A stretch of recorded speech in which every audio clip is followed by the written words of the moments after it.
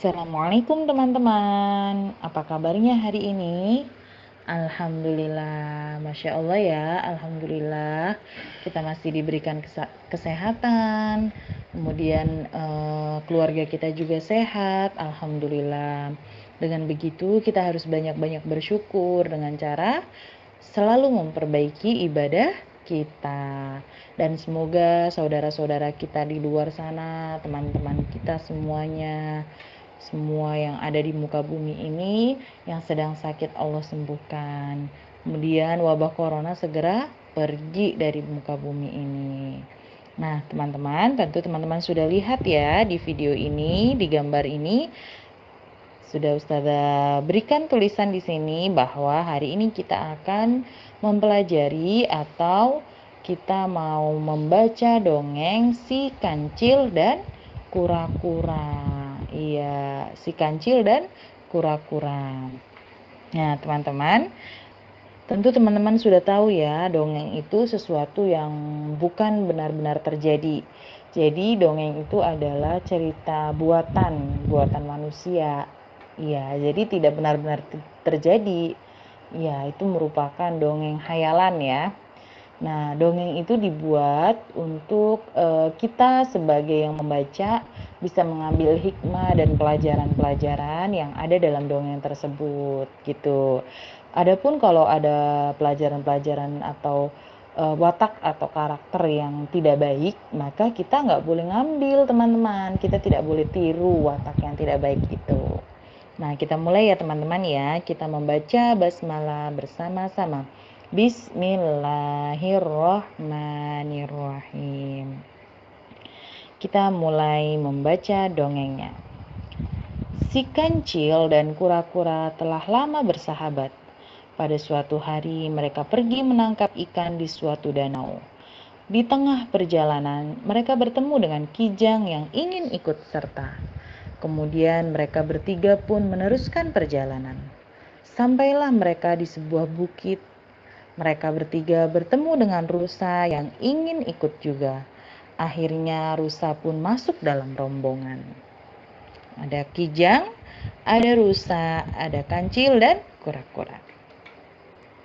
Dalam perjalanan di sebuah lembah, mereka berjumpa dengan babi hutan. "Apakah aku boleh ikut bersama kalian?" tanya babi hutan. "Tentu saja boleh, kamu boleh bergabung bersama kami," jawab kura-kura.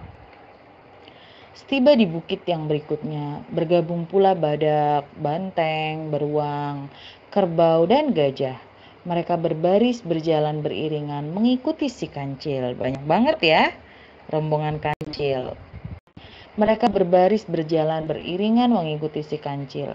Dan akhirnya mereka tiba di danau yang menjadi tujuan mereka. Mereka semua memancing dan banyak sekali ikan yang berhasil mereka tangkap. Ikan kemudian diasapi dengan bara api sampai kering. Keesokan harinya, beruang bertugas menjaga ikan-ikan ketika yang lainnya sedang pergi menangkap ikan. Tiba-tiba seekor harimau datang mendekat. Lalu beruang dan harimau terlibat dalam perkelahian seru. Beruang jatuh pingsan dan ikan-ikan habis disantap oleh harimau. Sekarang tinggal kancil dan kura-kura yang belum mendapat giliran menjaga ikan-ikan. Karena kura-kura dianggap tidak akan mampu melawan si harimau, maka diputuskanlah si kancil yang akan menjaga ikan-ikan tersebut. Sebelum teman-temannya pergi untuk menangkap ikan, si kancil meminta teman-temannya mengumpulkan rotan sebanyak-banyaknya. Lalu masing-masing dipotong kira-kira 1 hasta. Kemudian si kancil sibuk membuat gelang kaki, gelang badan, gelang lutut, dan gelang leher, dan memakaikannya pada tubuhnya. Tak lama harimau muncul untuk mengambil ikan-ikan yang dijaga kancil. Kancil yang sudah mengetahui kedatangan harimau berpura-pura tidak melihatnya. Sebentar-sebentar si kancil memandang ke langit seolah-olah ada yang diperhatikannya. Harimau terheran-heran, lalu perlahan ia mendekati si kancil. Namun si kancil berpura-pura tidak memperdulikan harimau. "Buat apa gelang-gelang yang tertumpuk itu, Cil?" tanya si harimau. "Siapa yang memakai gelang-gelang ini dapat melihat apa yang terjadi di langit," jawab si kancil. Lalu dia menengadah sambil seolah-olah sedang menikmati pemandangan di atas. Muncul keinginan harimau untuk dapat juga melihat apa yang sedang terjadi di langit. Bukan main gembiranya si kancil saat mendengar permintaan si harimau. Kancil meminta si harimau untuk duduk di tanah dan melipat tangan serta kakinya.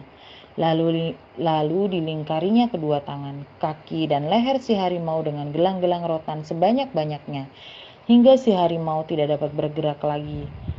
Selamatlah ikan-ikan yang dijaganya dari harimau. Setelah dirasa cukup mendapatkan ikan, rombongan si kancil berniat kembali pulang ke rumah. Akan tetapi mereka bertengkar mengenai bagian-bagian masing-masing. Mereka berpendapat siapa yang berbadan besar akan mendapatkan bagian yang besar pula. Si kancil sebenarnya tidak setuju dengan usulan tersebut. Tiba-tiba si kancil melompat dan memberi tanda bahaya akan datang. Mereka semua ketakutan dan lari terbirit-birit. Ada yang jatuh tunggang langgang, ada yang terperosok ke dalam lubang, dan ada pula yang tersangkut di akar-akar pohon. Hanya si kancil dan kura-kura yang tidak lari. Lalu si kancil dan kura-kura pulang dengan berjalan dan berdendang sambil membawa banyak sekali bungkusan ikan. Nah, pesan moral yang dapat kita ambil dari cerita ini adalah kecerdikan bisa membawa kita keluar dari masalah. Namun, gunakanlah kecerdikan itu untuk kebaikan dan di jalan yang benar. Jadi, awalnya kancil bagus tuh mengalahkan harimau tadi ya dengan kecerdikannya kancil, dengan akal-akalnya kancil. Tapi di bagian akhir cerita kancil curang dengan cara apa? Membohongi teman-temannya bahwa ada bahaya yang akan datang. Akhirnya mereka lari ya kan, karena saking takutnya. Akhirnya kancil yang membawa pulang semua ikan-ikannya. Padahal yang mendapatkan ikan atau yang mancing, hasil mancingnya siapa? Kancil atau teman-teman semuanya? Semuanya ya, bukan hanya kancil ya yang bisa dapetin ikan ya.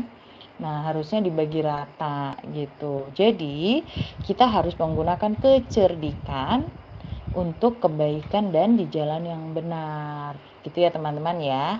Ya, jadi tidak boleh kita serta-merta ngambil semua hikmah, ngambil semua pembelajaran yang ada di cerita atau dongeng ini gitu. Yang baik diambil, yang buruk diambil, nggak boleh. Yang baik aja yang diambil, yang buruknya kita buang ya. Yang buruk seperti apa? Seperti yang tadi di akhir cerita, kancil membohongi teman-temannya. Nah, itu buruk tuh teman-teman, kita tidak boleh seperti itu ya. Oke teman-teman. Nah, selanjutnya teman-teman, sebelum kita tutup pembelajaran kita, teman-teman silahkan kerjakan di halaman 154 ya. Ada pertanyaan, ada 8 pertanyaan. Nah, teman-teman cukup pilih 5 saja. Pilih 5 dari 8 pertanyaan itu, kemudian teman-teman isi. Kalau teman-teman mau isi semuanya boleh, tapi kalau teman-teman mau pilih, silahkan pilih 5. Nomor berapa aja boleh, yang penting ada 5 nomor yang teman-teman isi. Paham ya teman-teman ya? Insya Allah mudah ya. Jadi kalau teman-teman masih belum paham dari cerita atau dongeng tadi, teman-teman bisa buka bukunya halaman 152 sampai 153. Boleh dibaca ulang ya.